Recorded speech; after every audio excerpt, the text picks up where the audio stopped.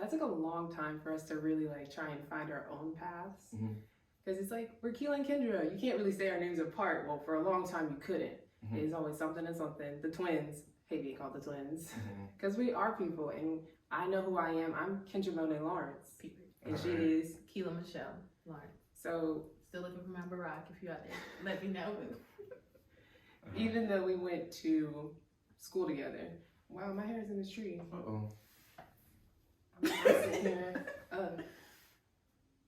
Even though we went to school together, we did choose different paths to study, also different organizations, and it was just that kind of step to say, hey, I'm gonna try something different without Keila and see who I like, who I can be around without Keila. And I still love her. I mean, I still got her at the end of the day. Is that something that your parents had to help you through growing up, or is it something you figured out on your own? That's a good question. So I don't feel like, so with our parents have 4 kids. So it wasn't a sense of like, oh, you two are different as twins. It's you're different as an individual, as a child of God, as African American, as a female for us, as a male for our brother. So it wasn't, I feel like they just treated us all the same. Like all the girls were just alike. She didn't match us. She just matched us and our sister, and like our brother kind of looked alike in that way. But it wasn't there wasn't any intentional, oh, you're twins, let's make you different. But there wasn't any, oh, we're just gonna make you one conglomerate of a person. So it was just like a laissez-faire type thing. Yeah, they thought about it a little bit because we matched in some areas. We just wore different colors, right? You know, it's like, oh, it's cute, take these pictures. And we even did like a lot of extracurriculars together though. They're not saying extracurriculars, like when we were younger, all of like the little sports that we did, they made sure we did it together. And I was like, okay, that's good. We got a team within a team. So like, let me ask you this. Do you think there's a difference between being sisters and being best friends? Because I feel like y'all have like, y'all so much alike as far as like just love each other, things like that, and like probably tell each other everything. So is there a difference for you between being best friends and being sisters? I will say, because you are my sister, you are my best friend. Yeah. I would say if we talk about this all the time, if we were not related, we wouldn't be friends. We're just so different, and we clash at times, but because we're sister, we get over that. It's like, okay, this is what's wrong. This is how we can get better, like da-da-da-da, because we're sisters. So I think it's because like our other sister, she's also my best friend, you know what I mean? And then my brother, he's also my best friend. So it's because we're family that we're best friends. I don't see us being friends. I love you. No, because completely agree. You are not insulting me at all. Okay. If we were born for 2 different families, I'd be like, hi, Keila. Bye, Keila. I'm like, I'm so chill and she's just so bubbly. And it balances each other. We balance each other out. But if we were to be like, to come together, it would have to. No, we tell I don't even know. Or we had this conversation where we feel like we'd be like the perfect super person. Like if you mix this together, we'd be amazing. Like, bro. So then that's what people say. Our younger sister is. She's a mixture of us. So maybe she's the perfect person.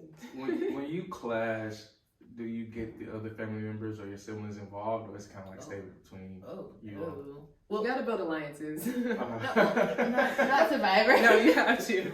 No, I feel like it's because we live together. I'm like, if we were living in different places and we had a conflict, it's like, okay, let me talk to my mom before I do this, or let me talk to this, that, and the other.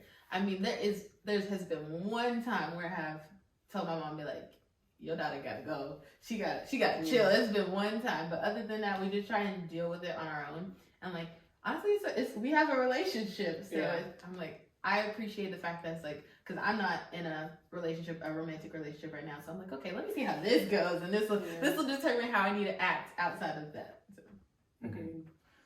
At Miles, you both graduated from Miles College. We did. And we didn't walk the stage, though. We did not walk the stage. I got my diploma, my degree. Excuse me, not diploma. Yikes. It's a degree. My degree. It's a degree. Okay, so having a degree, all right, from Miles College, you served as SJ president. You served on the Miss Miles court. How important was that for you all to do that, and what did it mean for you? I proved a lot to myself stepping into that role. Because I always thought I was a person who could just be that supporting role or kind of just be in the background. And I never really wanted a spotlight. And one day I was like, hey, I can do something. I can be the president of something and lead. And I did it, and then I just kept going. And at Miles, you kind of get in this whirlpool of once you do one thing, you got to add something else because people start to depend on you and rely on you because you are that student leader. But I proved a lot to myself that I could be a leader and a better leader than I really thought I could. Yeah, I feel like Miles, if you go into Miles with an open mindset, you'll get a surety of yourself. Because I came into Miles, I'm like, I don't know what I'm doing. I don't know if I belong here. Let me see how this goes. And then when you just kind of dive in head first, it's like, okay, this isn't so bad. I can do this. I can do that. And then when you start seeing things, it's like, oh, I think I could do a good job at that. I think it's like I'm energized. I have a lot of ideas. We can do this. So I was like, let's go. I mean, I know personally for me, I didn't think I was going to be SGA president because I was running up against the vice president from the past year. I was like, okay. I'm like, if you're going off of face value and name value, I was like, people will vote for him. I was like, but people know me too. So I was like, and I think I could do a good job. So I was like, so let's just go for it. And it happened. I was like, oh, y'all sure y'all want to do that? And so I was like, okay. But you rocked it. I was so proud of her that year. I'm like, my sister is just doing this. Because I know I would have. No, Miles. Ooh, no. Let me tell you. Now stress me out. Let me tell you what happened. So I can't even remember what happened, but like the SGA advisor calls me at 10 o'clock at night, and he goes, "Are y'all having a riot tomorrow? Like, or a protest?" He said a riot or a protest. I was like, I'm tired. Because I think it was right after Welcome Week. I'm like, no, we just had all these events. I'm going to sleep. What do you mean? And they're like, well, somebody spread rumors that y'all are doing this and y'all doing that. I said, I can assure you, I'm not getting out of my bed. Right. And like, it's just different things that, I don't know, Miles taught me how people can root for you and then people can bash you at the same time. Like, not the same people, hopefully, but you have people who are rooting for you and you have people who are preying on your downfall for no freaking reason. Because I swear, I was just trying to do the best. And then you just hear different things, and people would be like, well, this is what you're doing wrong, and this is what you're doing wrong. I'm like, okay, we will take it, and we will do better next time. Thank you. Thank you. So campaigning for these positions, I know it can get pretty expensive. How has that especially been from the same family and just raising like finances? Because I know like me, even just serving in that capacity and trying to fundraise and things like that, it was like really expensive and hard. Was that a struggle for you all? I mean, we worked for it. It wasn't right, and we did have our family, and we also had supporters who donated stuff to us, and that was kind of, it surprised me. I was like, people are so willing to give when they really believe in you. I'm like, dang, now I really got to run. I really got to do this. Yeah, no, I was surprised with the generosity of people. Like, one of our pro fights, she bought our wristbands for us. Our parents bought our buttons.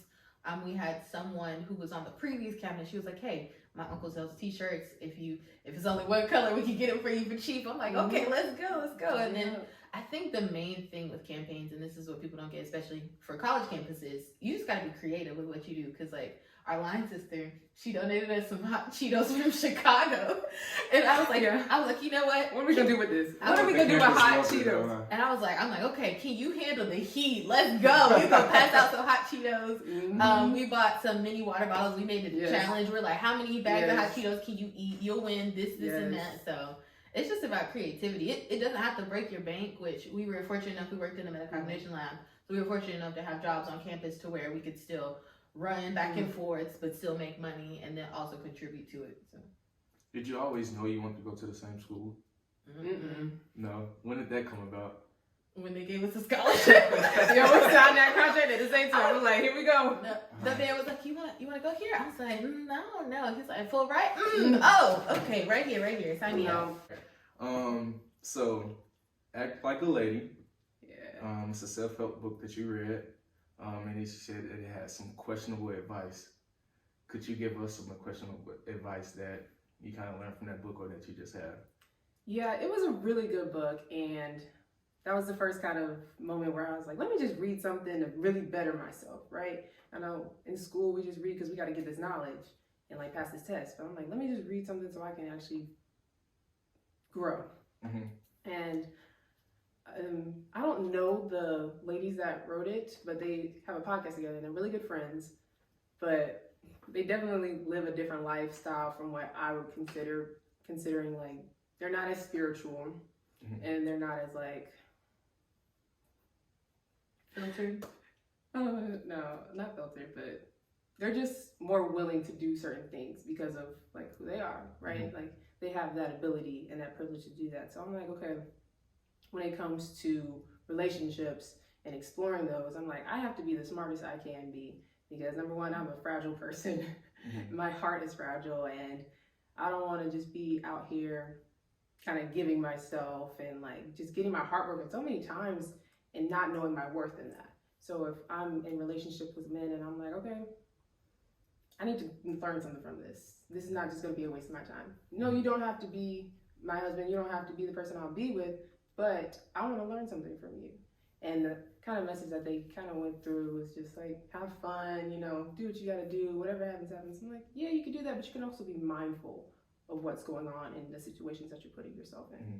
Do you think like you've grown from these heartbreaks that you kind of discussed and just, you know, matriculating as a millennial in a relationship kind of world right now? Do you think you've learned more about yourself and just learned from each situation? Yes, absolutely. Mm-hmm. When I'm looking at relationships, I always look at it like, oh, what are they doing on social media?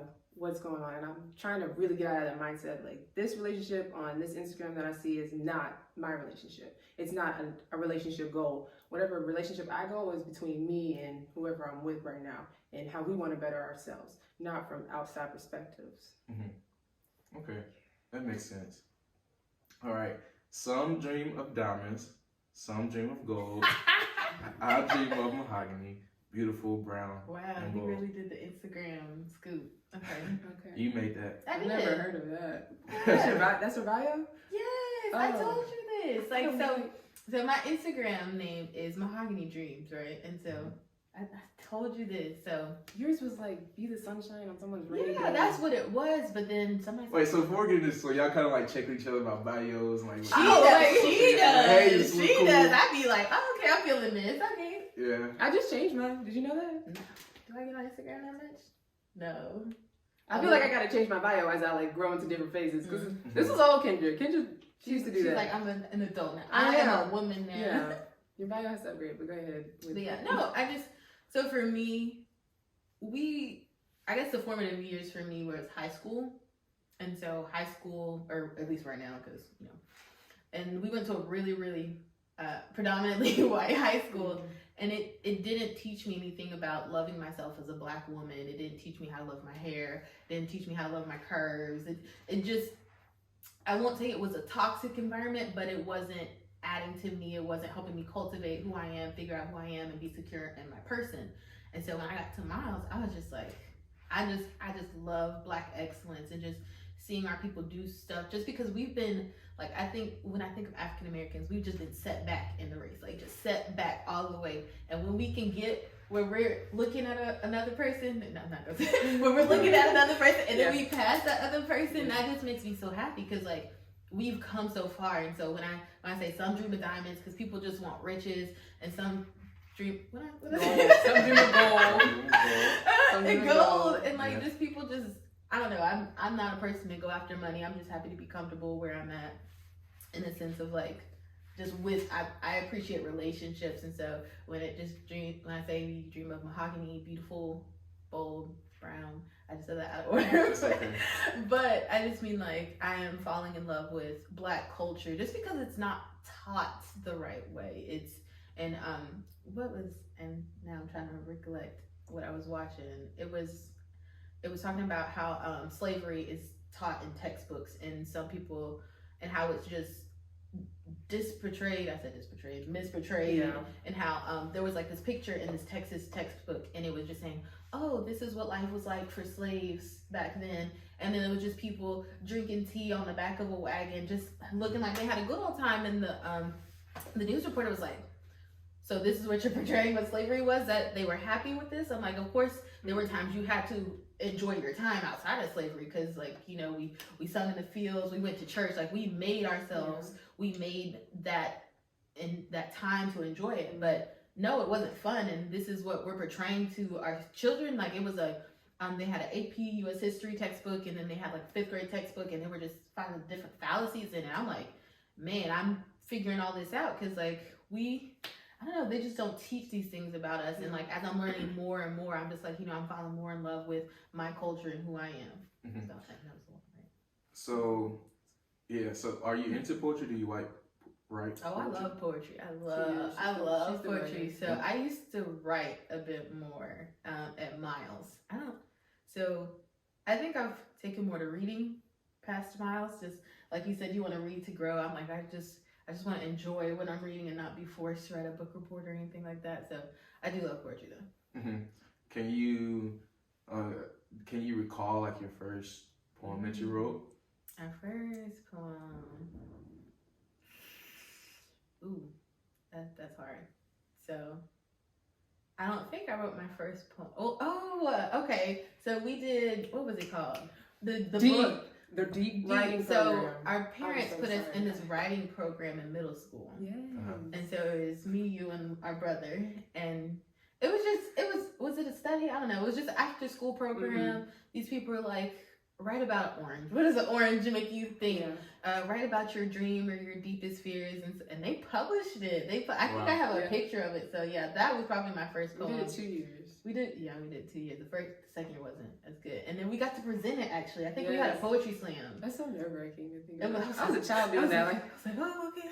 But I don't know, I won't say that fostered my love of poetry, because there was this other girl and her poems were bomb. This was a middle school. I was like, ooh, mine don't sound like that. So I don't know, I think it's about having the confidence in whatever you write and not comparing it to others. Because I'm like, somebody's work is going to be better than mine. Someone's work is going to be worse than mine. I'm like, I just want to be happy with what I put out there. Yeah. So you talk about Black excellence, and I know that you all did a podcast last year or earlier this year, Sweet Tea. Yeah. Yeah. How important was that for you all to get that out? Where did that start? Was one more hesitant about starting it, and how was that for you all, that process? I don't think we were hesitant about starting it. Mm-hmm. It was like, okay, what are we going to talk about? Because sometimes we look at life like, you have to be an expert in this to talk about this. Or you have to have the credentials and the degrees and the experience to say, oh, I can only talk about this. Me, I feel like I'm not an expert in anything. I know how to do a good bit of things. But we're like, let's just talk about stuff.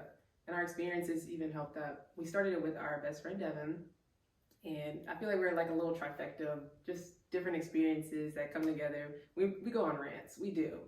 But, I mean, we just want our voice to be heard. I think I was hesitant. So Dang. I'm all in. I already thought we were all in. I was like, go team. Okay, so I was all in once we got our plan together. Okay.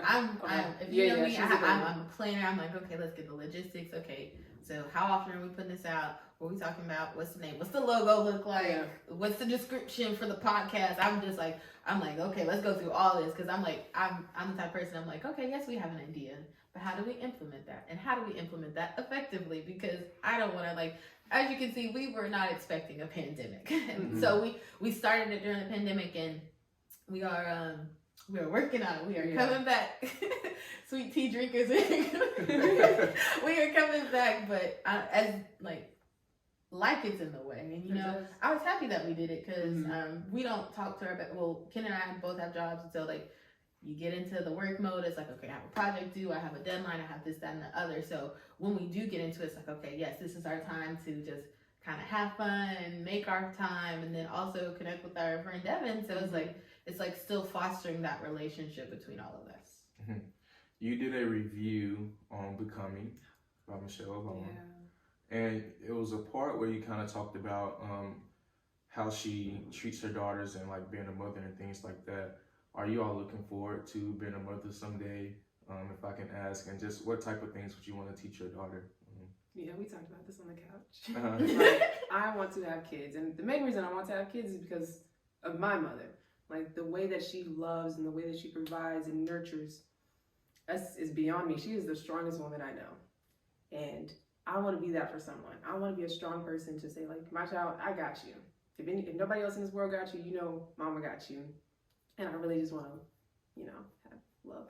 And give love. And make love. You know what I mean? You are literally, your womb, it is literally creating life. And that's what I think is amazing about it. Because, like you said, the relationship. So call my mom when I need something. I'm like, of course, I'm not here to be needed, but I am here to mold you and shape you. And then even then, in a sense of being a mother, like you have to teach your child how to love. So it's like, okay, am I in the right spot to teach them how to love? You know what I mean? Like I've been reading different books, and it's like in order to show love, you have to love yourself. And you have to what your child sees is what your child's gonna do. So if you're not loving yourself, your child's gonna question themselves and not love themselves. So all of that, I'm thinking, I'm like, okay, do I need children? I'm like, when do I need children? How many children do I need? So I'm like, how do you not mess up a human being? Yeah. Like that's I don't want to do that. The thing is, you're gonna mess up. Yeah, you're gonna mess up. Even if you make it perfect, you're gonna mess up. But you also have to give it like,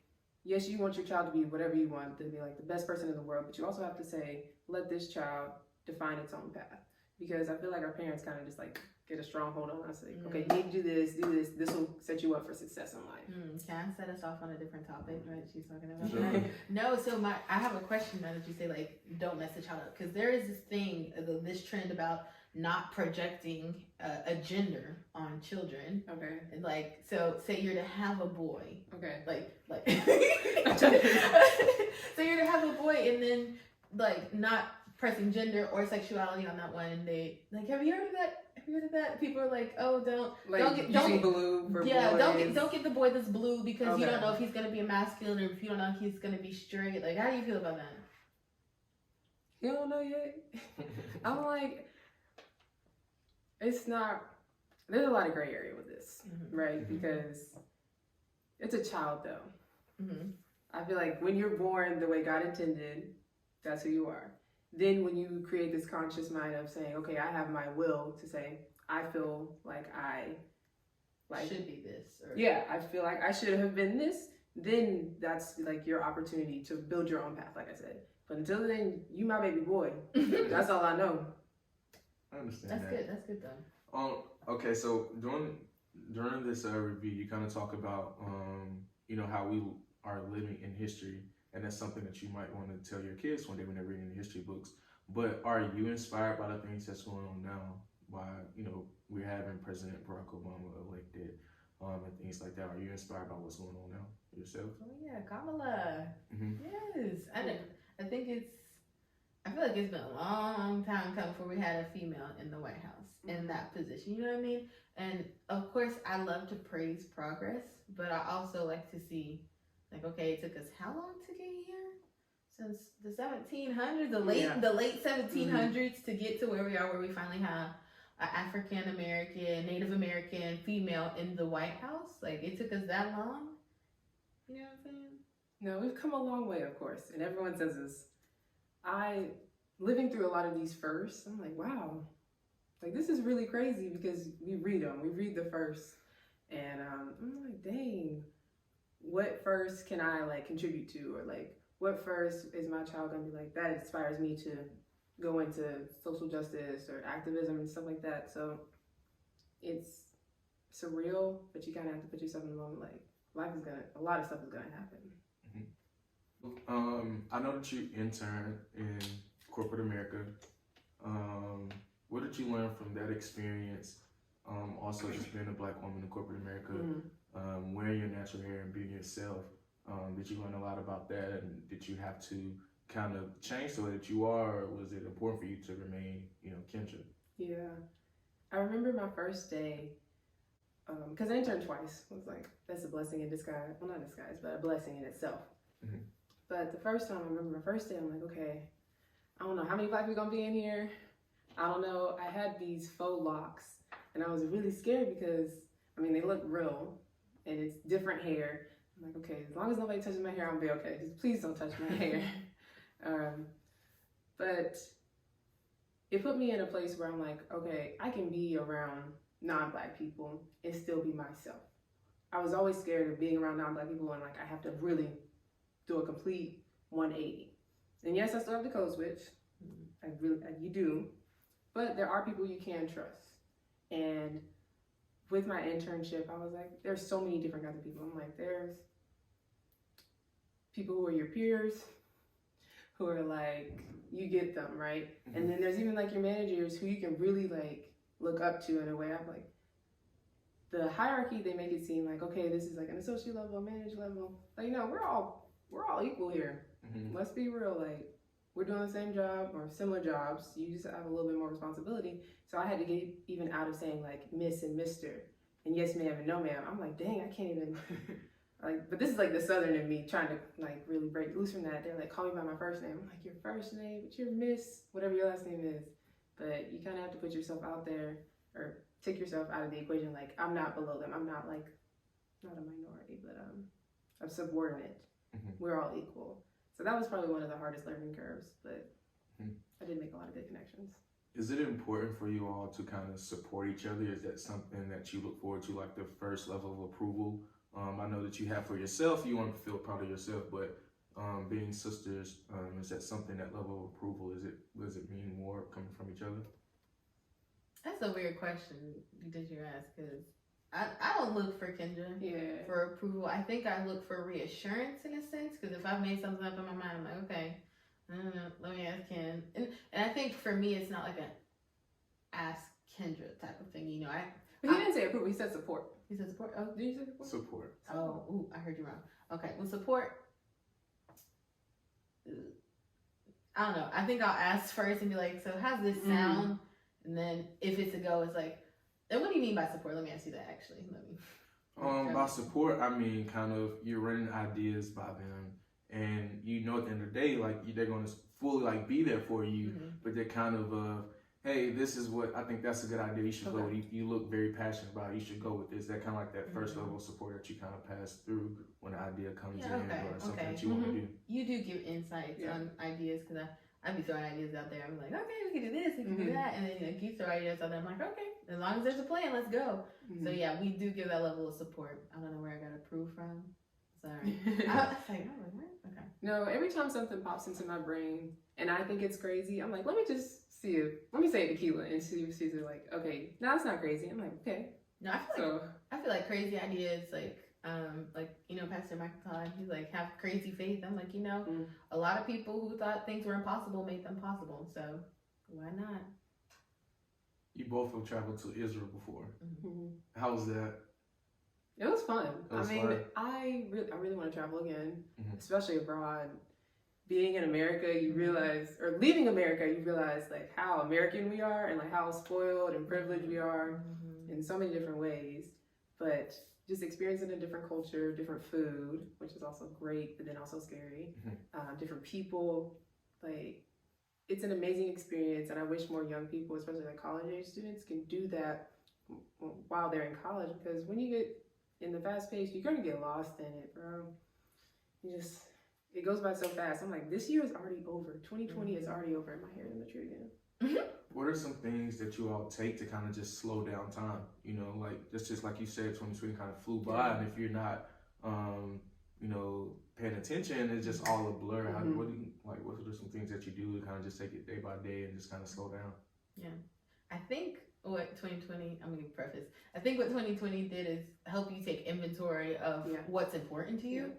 And so when 2020 happened, I was literally in SGA mode. I'm like, okay, I got this event coming up, I got this to do, I gotta speak here, I speak that, and I wasn't thinking about what I wanted, especially like if you're in a position where you're supposed to be a servant leader, you hardly think of yourself, or you're supposed to, but for me, I'm like, okay, what does everyone else need? And then when COVID was like, slow down, God was like, Keila, take this rest, figure out where you want to go, what you want to do. So for me, answering your question, so I like to read, because I remember before school taught me to read, I loved reading, and then like they kind of wash out. He was like, you're gonna read this book, that book. So reading, I've gotten into yoga. That's fun. I love to cook.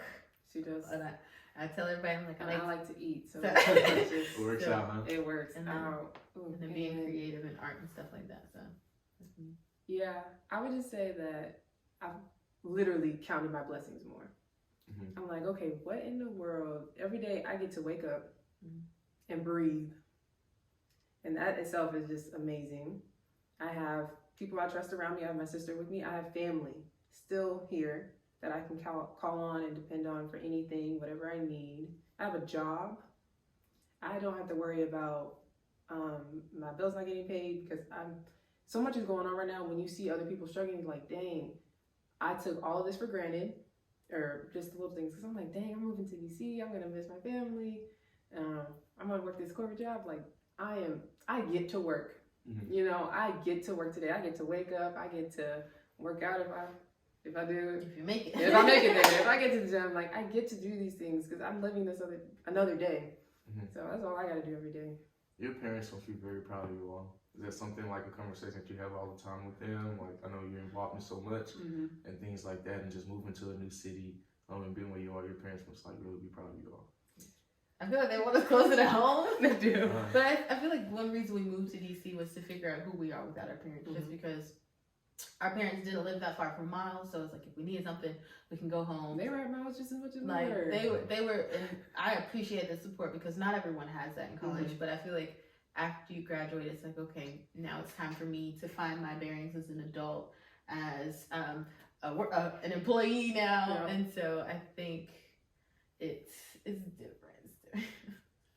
No, they tell us often, right? Your parents are going to be there to be like, wow, you're doing great. But then they're also there to be like, okay, what's the next level?